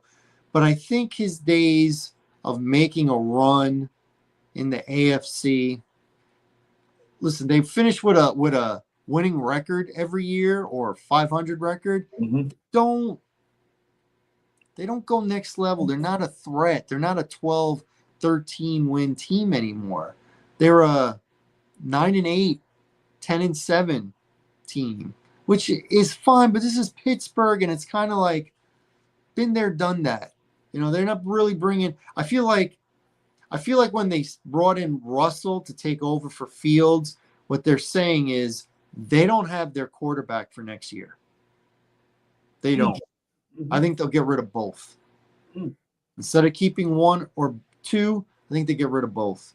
Because I don't think you replace Fields to say, but I want to keep you for next year. And I think they're going to see with Russell. We had him on the cheap, but they're not the best team in their division. And when you don't have the best quarterback, that's a nah for me, bruh. Okay. So Baltimore is favored by 9.5. 9.5. Yes, sir. That means they got to win by 10. By 10. And I think they cover that. I got Baltimore with the win, with the cover, and the over-under is 43.5. Baltimore does not put up big numbers, offensive numbers, scoring-wise anymore. So I'm going to take the under. I think Baltimore will hold up their end, but Pittsburgh will not. And I think Baltimore's defense is playing a little better too. So I'm going to go with Baltimore as my pick, and I'm going to take the under. I'm talking about Baltimore. You already know I've been saying that I think they'll leave Baltimore as a team I got going to the Super Bowl this year. And Lamar has to be Lamar. Lamar has to be Lamar. He has to go out there and just perform, man. Do what you do. But I think they have to stick and establish the run and stick with it. Derrick Henry is the type of back that he gets going. He'll wear on you. Don't go away from it. If the run is not there in the beginning, don't go, because I know Tom Muskin, like last year, he got away from what they do. Their identity is run the ball. It brings balance, okay? We might not have Zay Flowers for this game, but you still got Bateman. You still got Andrews. And then you still got Lamar. He's a difference maker. Like I said, the defense has improved dramatically as the season has been progressing. The defense has got better. They're starting to get into a rhythm. They're the hotter team coming into here. They're playing with confidence. They understand what's at stake. And I think they're primed to take down a lot of teams in the postseason. I believe that they have the team to go in Kansas City, and we will see, to beat Kansas City, that they could go on Buffalo and beat Buffalo. I believe this to be true. So, in my opinion, they just have to go out there, play their game. This is a division opponent that you have to face for the third time. So familiarity is what it is. So for me personally, I think they'll win the game. I just don't think they'll cover that number. That's 9.5 is a big number. As bad as Russell Wilson's playing, I still believe that the defense of Pittsburgh can keep them in the game. And I think it's going to come down to some critical plays in that game, which is going to decide that game. So for the number, I would take Pittsburgh for the number, but I like Baltimore for the dub. And I agree. I think it will be an under game because I think it's going to be a defensive game. It's going to be a pound game. It's going to be, if there's going to be some shots, you got to take advantage of the shots that you get. Okay. So I got Baltimore winning, but I do got Pittsburgh to cover the number. By the way, our picks for the regular season, do you want to hear the total? No, but let's go. Okay. No, you're going to tell me. We both had bad weeks. You were better than I was. Now, we thought because it was the last week of the season that some of these games weren't going to be legit, and we were right. Yes, sir. I mean, for Kansas City, to lose how they lost. Yeah. That tells you all you need to know. So I went 6-10. You went 7-9. On the year, I went 42. I went 142 and 127. So I was plus 15. And for the year, you were 121 and 148. You were minus 7. Yeah. So we're going to look to do better. Yes, sir. We're going to look to do better. Yes, sir. All right. Next game. Let's do Sunday. Sunday, Denver at Buffalo. Buffalo is favored by 9. Okay. And the over-under is 47. Which team did I pick? You have Buffalo because you got them going to the Super Bowl. So you have Buffalo. Well, no, I don't have them going to Super Bowl. You don't got them doing Super Bowl now? I got Kansas City going to Super Bowl. Oh, man. I got Kansas City. Yeah. Buffalo, I think they are the second best team in the AFC. They might be the second best team in the entire league. Truthfully, the defense played better than what was expected. Mm-hmm. The offense, MVP Josh Allen possibly. I had a couple players on fantasy that were on Buffalo. The rookie Keon Coleman had a pretty good rookie year. Mm-hmm. Even though he got injured, he still finished with a pretty good rookie year. Kincaid is a good tight end. Didn't get the ball quite as much as I thought he would. I think it got distributed to a whole bunch of guys Mm-hmm. instead of focusing on one or two guys. I thought it was great when they got Amari Cooper. That gave them a legit number one. Right. And their running back is really good. Cool. Yeah, cool. Yeah, he's good. He's had a good year. So they are a very well balanced team. I think they're their second best team, and I think this is going to be a holy, what show for the rookie quarterback in Denver. So I think Buffalo's defense is really going to get at them. I see Buffalo winning comfortably, and they're at home, but I see this being low scoring. I think Denver is going to be a little bit in the shock and awe kind of deal. Their defense might keep them in the game a little bit, but Buffalo will be in total control. They will never be trailing this game. I like Buffalo. I like them to win comfortably. I like them to cover the 9, but I will take the under on the 47. Okay. I got the Denver side of this. Once again, playoff football. Congratulations to Denver. They overachieved, in my opinion. I didn't see them making the playoffs, but not with a rookie quarterback. But then again, I know Sean Payton got his guy, right? Testament to his coaching ability to get the guys. They rally behind the rookie, but that's a big task for that rookie to ask for a rookie to go into Buffalo in a playoff game, player atmosphere. It's going to be intense. Yeah, he's a more mature rookie, but I feel like it's a tall task going Buffalo. I think the defense is solid. I think the defense will come play, but you'll have to have balance. You have to run the ball, and then they don't have the most explosive offense for us receivers. You got Cortland Sutton, and I think if you could kind of, I don't say eliminate them, but kind of limit them. And make the other guys kind of beat you, and put the pressure, bring the pressure to the rookie quarterback. I think that Sean Payton will dial some stuff up. But I think he's going to try to keep it kind of safe, in my opinion. So that tends to go to the better team and the more comfortable team. And I just don't see Josh Allen losing to a rookie quarterback in Buffalo. And as great as Denver's season was, I still don't think that they have that. Not yet. So I'm definitely in agreement with you. I think that Buffalo will win this game, and I think they will cover that number. And being the fact that it will have to be a shootout for Denver to make it go over, I don't think that's going to happen. I think they're going to be limited. In the playoffs, you can't trade field goals for touchdowns, plain and simple. So give me them to the under, and also give me Buffalo to win the game and to cover the number. Nice. All right, game number 2 on Sunday. Green Bay at Philadelphia. Mm-hmm. Philadelphia is a home 4.5 point favorite, and the over-under is 45.5. Hey. I was waffling on the over-under on that total. So I'm going to talk about Green Bay. Yes, sir. So Green Bay, I saw a lot this year. Green Bay was consistent with beating the average to below average team. But when it came to the winning teams, the big boys, they consistently lost. Now, they were close games, a lot of them, but they lost. And this is one of those games that's a rematch. Again, this kicked off game number 2 of the season in Brazil, where Philly was able to get the win against Green Bay. Good game, offense, but ultimately Philly won. I think Green Bay will come up short again, but I do think they're going to put a scare in Philly.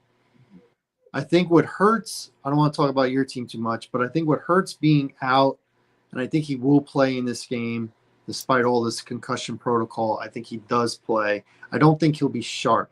I don't think he'll be sharp throwing a ball. And I think, at least to start the game, I think Green Bay's offense will be humming a little bit. And I could see them going up 7-0, 10-3, something like that. They'll have the lead in the first quarter. It'll be pretty close in the second quarter. Ultimately, though, I think the better team gets it together some point in the third quarter. They make the adjustments. And I think Green Bay once again comes up short against a winning team. They come up short against Philadelphia. They were the third best team in their division, and that's how they're going to play. They're gonna make a game out of this, but ultimately they are not the better team. They are not Minnesota. They are not Detroit for sure. And Philadelphia is the second seed for a reason. And I think Green Bay really doesn't have an advantage on them like they do other teams that they normally beat. And ultimately, I think, Philly, they got the offensive player. I think Saquon's going to be raring to go. He might get off to a slow start because what do you do? What do? You got Saquon, 8 men in the box. You try and slow him down. That's the number one thing. But ultimately, when they stick with the run, Philadelphia gets going. I think I had Green Bay as my fantasy defense, so I could tell you when you're airing the ball out a lot, they pick it off. They get sacks. You commit to the run, you can wear them down. You'll beat them in the fourth quarter. Well, a question for you: How can they? How could they? What would they have to do to win the game? Green Bay. Yes. Green Bay. Well, their defense.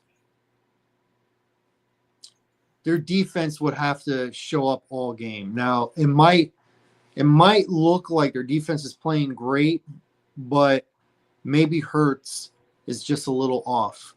But they gotta take advantage, defense-wise, has got to take advantage of Hurts getting off to a slow start, getting an interception, which they got a lot of this year, getting sacks. They did pretty good with that. Forcing fumbles, forcing turnovers. I think if that defense gives Green Bay's offense extra possessions, short field, those numbers add up. They add up, whether it's a field goal, touchdown, defense leads to offense.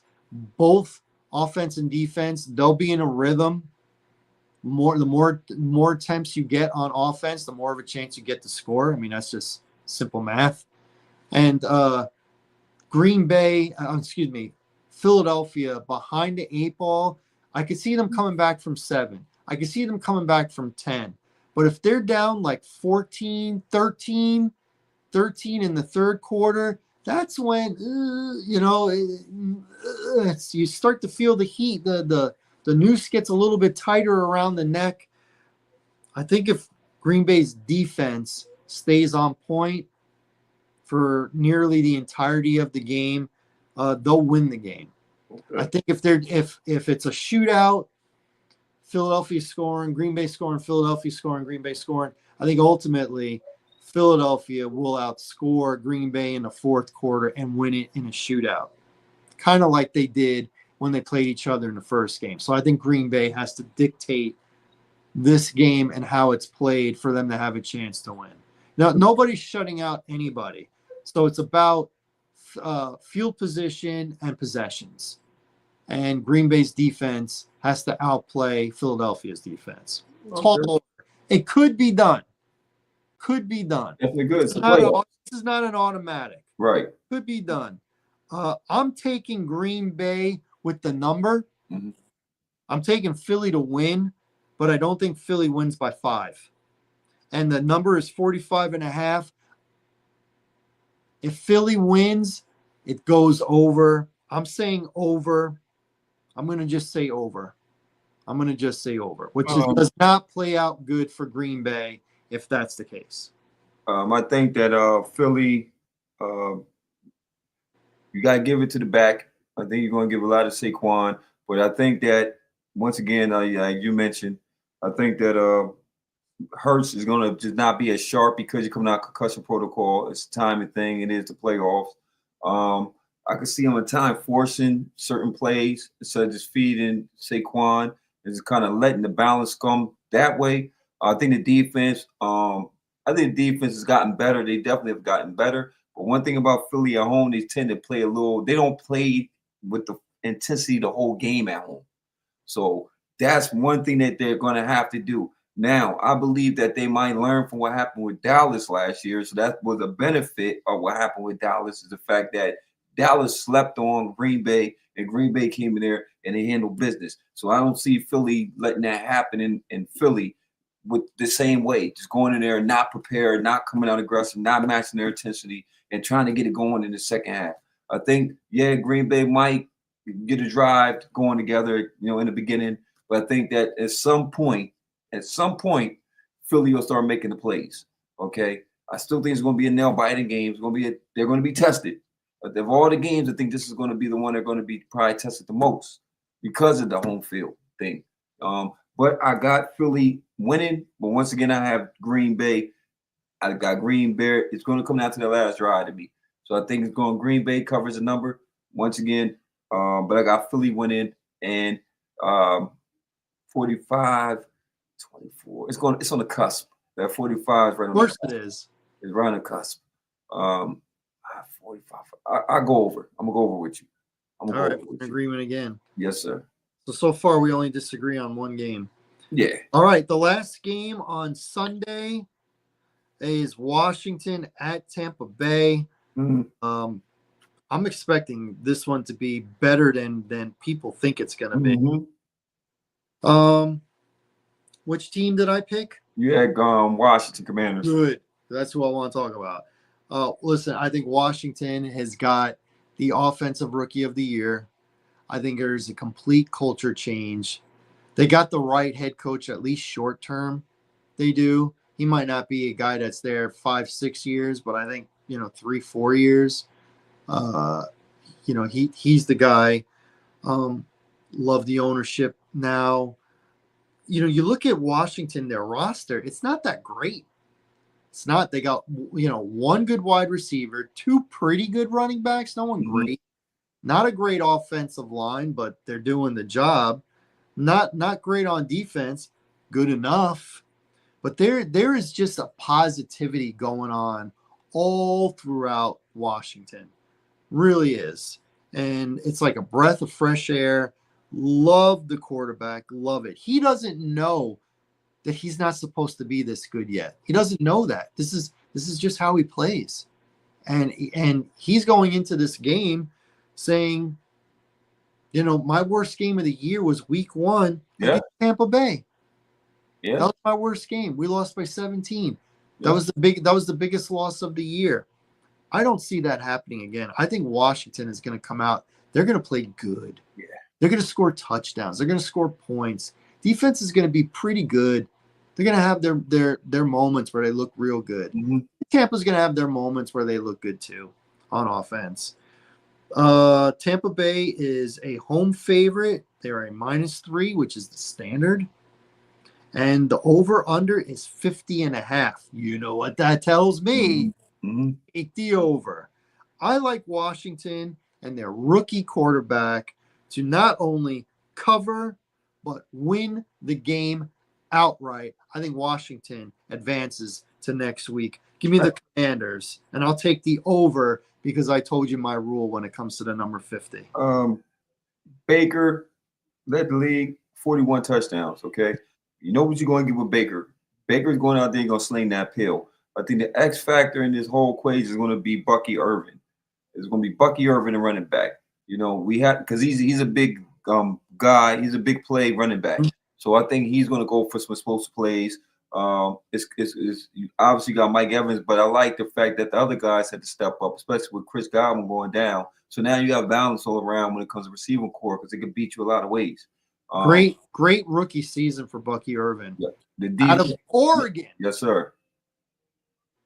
The defense has to step up, but it's going to be a tall task. The strength of Washington isn't their defense, but Lattimore will be playing this series. So I think it is going to be a high scoring game. It's going to go back and forth, man. It's going to be back and forth. And it's not going to be like the first game. It's definitely not going to be like the first game was a blowout. It's not. I can tell you that right now. It's going to be a very competitive game. So the only thing I can say, and I'm kind of leaning towards you with that Washington pick. Only thing I can say is just that it's going to come down to that last series and Cliff King. I think it's going to come down to Cliff Kingsbury play calling, honestly. But I think right now you just let the rookie go.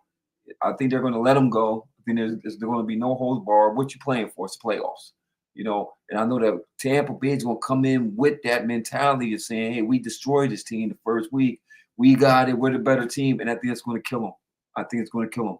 So I got the Commanders winning this game also, and I got it to the over. We're in agreement again. I hate to be in agreement, brother, but that's how I see the game going. How you see it is how you see it. It's how I see it. So I'm not going to argue with you. And in order for them to win the game, for them to win the game, Baker has to have a Baker game. They have to just make the home crowd be their buddy, and the defense has to get some turnovers. You have to disguise some blitz packages. You have to make the game bigger and you have to speed up his pace. Okay. But once again, that's what they would have to do to win this game. It's going to come off the arm of Baker Mayfield and big plays. It's going to be a big play thing. Whoever get the most big plays out this thing, or I believe if Washington do win, it's going to be drives. They're going to put drives together, which negates the offense, and you can slow a high-power offense down if they're not on the field. Mm-hmm. That part. Also got to keep in mind, week 1, Lattimore was not on the team. He wasn't. And Lattimore has a very good rivalry with Mike Evans because they were in the same division for so long when Lattimore played for New Orleans. So I'm not going to say he's going to cancel out Mike Evans, but I don't see Mike Evans having a big game against Lattimore. So, if they can kind of take away the number one guy one-on-one, then you better be right about Bucky Irvin. We're in agreement there. Last game, Monday night, Minnesota at the Rams. Great game. Also a rematch. And Minnesota's second loss of the year was to the Rams. Yeah. Believe it or not, Minnesota is a road 1-point favorite over the Rams. Mm-hmm. Listen, before the season started, I had the Rams going to the Super Bowl. I'm not saying that's going to happen. I'm not saying that. But to give up on them after they won their division 2 weeks ago and they rested, their main players, and Minnesota's coming off of that really bad loss to Detroit. It's not so much that they lost, it's that they couldn't get in the end zone. They were in the red zone so long. It just kind of looked like Sam Darnold went back to being Sam Darnold. Mm-hmm. Don't like that. So which team did I pick? You had LA. I like LA. They rested their main guys. They're getting some of their offensive linemen back. They were dealing with offensive line problems since week 1. They were. They are a high-powered offense with Nakua and Cup. Although I got to say, I think Cup is starting to go backwards a little bit. They got their tight end back. They got a great running back, a guy that nobody talks about. I know he's great because I had him on my fantasy team. Oh, yeah, Williams. Kyron Williams. Great. I mean, he finds the end zone every single week. Love their running back. And their defense is pretty good. You thought that they would fall off because they lost one of the all-time. Yeah. But they brought in a couple rookies on that defensive line. And yeah. They look good. That Jared Verse. Yeah. Defensive rookie of the year. So I think the Rams are a well-rounded team. I think also this is the kind of team they're set up to play against and beat. Mm-hmm. If it's a smash mouth team like Philly, or someone like that, and I don't know if they can beat Detroit in Detroit. We'll talk about that. Man. when we talk about that. But I think Minnesota plays the kind of style that the Rams like. And the Rams, off of last week where they didn't play really anybody, I think Stafford's got another good playoff run in him. He's a Hall of Fame quarterback now at this point. We're doing Stafford against Sam Darnold. We're doing that. I think the Rams have the advantage pretty much everywhere. I think Minnesota had a great season, and I could see this being a super high scoring game. The over under is 48, but give me the Rams to win and obviously cover since they're a 1 point underdog. Give me the Rams to win this game and advance. Okay. Now Minnesota, man, it's the defense. It's going to be down to the defense. But one thing that I've noticed in the last couple of weeks, especially last week, was the fact that they gave up a lot on the ground. They got killed by the running back. And you're talking about Williams. He's going to run strong. So that part is hard to kind of rattle Stafford. So Stafford, if you give him time, he'll kill you. Like you said, they took Cup out the kind of the rotation. So I think that if they feed him, that's going to be the part that's going to hurt because I don't know if Brian Flores is predicting him to hurt him. So I think he might be an X factor. What they're going to have to do, Sam Darnold wanted to be proficient with that football. He's going to have to get to his playmakers. He was off and it sounded like he was off. And I blame the play calling too, also for the coaching. You know what I mean? You got to take the points while they're there. So that is momentum. That is getting the rhythm. You don't leave no points on the board. So I think once they left points off the board, it just messed up the rhythm of everything in that game against Detroit.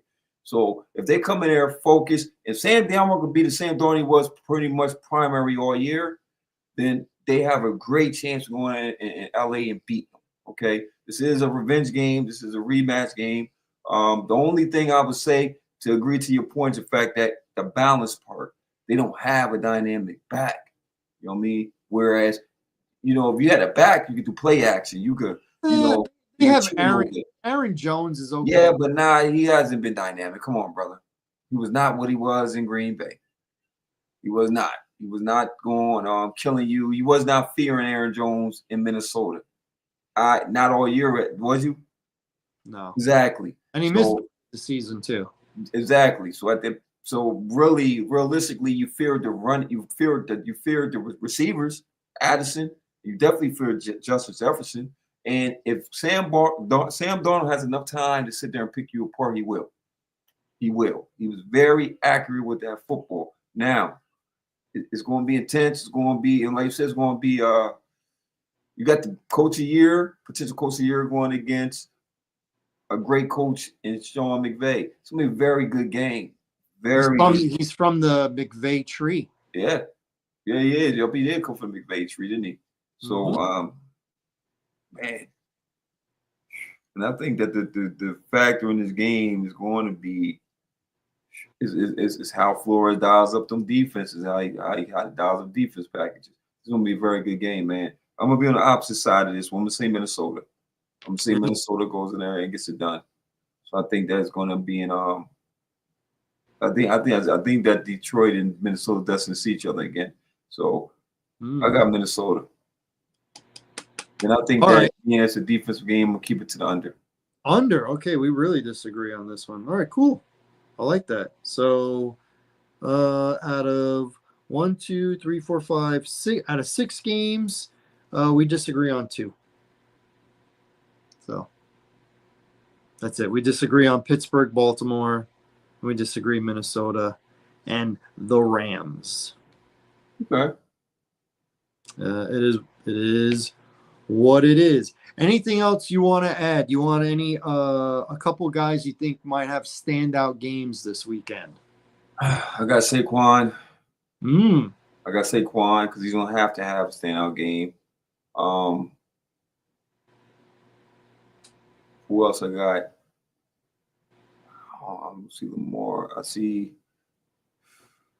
trying to think who else. I got 2 guys. I got Saquon.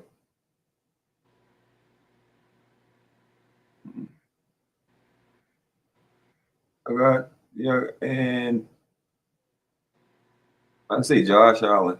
Okay, I have Josh Allen from the AFC, and in the NFC, I have uh, from Washington, Oh, Jaden Daniels. Jaden Daniels. Yeah. I think the rookie is going to show up and show out. Mm. So those are my two. Any last thoughts before we close? Oh, man. I think it was a great show. I think we went over some points, some great points. And don't forget to hit that like button and subscribe to this channel. And I can't wait to these football. I can't wait to these playoffs. Man. This is what we do. So I think it's going to be an exciting time. I'm eager to see these games this weekend, and I want to see exactly how it pans out. What's yourself, partner? Yeah, same thing. Love the NFL season. Love this weekend. Love next weekend. And week number 1. Those are my favorite 3 weekends as far as the NFL goes, because that's when everybody thinks they got a shot. It's our year, week number 1. I think the matchups are great. I love all the rematches and things like that. I'm very much looking forward to these games and seeing how our picks turned out. I think on our next week's show, we'll talk a little WWE. Yes, sir. And I'll be caught up. And I think also probably get back to talking a little bit of NBA. Yes, sir. We didn't do it this week. I think next week we'll catch up a little bit and give our thoughts on how the season is going. The season will be almost halfway. And the trade deadline is coming up, so we'll see what trades go on and whose name is out there to be traded, and we'll see exactly what players are going to have new destinations, and it's a lot to talk about when it comes to NBA. But this is the type of season and then eventually we'll start getting back to hockey because it'll be playoff time, rears head again. So let's hey man, we got a couple months before hockey. Yeah, we do. We don't do hockey till March. Okay, we don't. Yeah. And we get into hockey once March starts. And you still got the CS, and you still got college football too. So we'll discuss that too. We'll talk about the college games because obviously tomorrow starts with Penn State and Notre Dame. Yes, sir. And then is it Friday? Texas and Texas and Ohio State. Ohio State. Yeah, Ohio State. Yeah. So I'm just without looking at a number, I'm going to say Notre Dame, Ohio State. That's what I'm going to say. I got Penn State. Penn State and who? I got Penn State in Texas. Oh man, so we are opposite. I'm going opposite. We are opposites. All right, cool. Well, I don't know about Friday, but I'll be watching tomorrow. Yes, sir. I'll be watching that game tomorrow because I have a lot of family that's involved with Penn State. My sister graduated from Penn State. She was a senior the year all that stuff happened, 2011, 2012. All that, not so happy. Yeah. So, all right, cool. Want to thank everybody for tuning in to the What's Good with Gil and Larry podcast. Catch us next Wednesday. Until then, deuces, y'all. My man.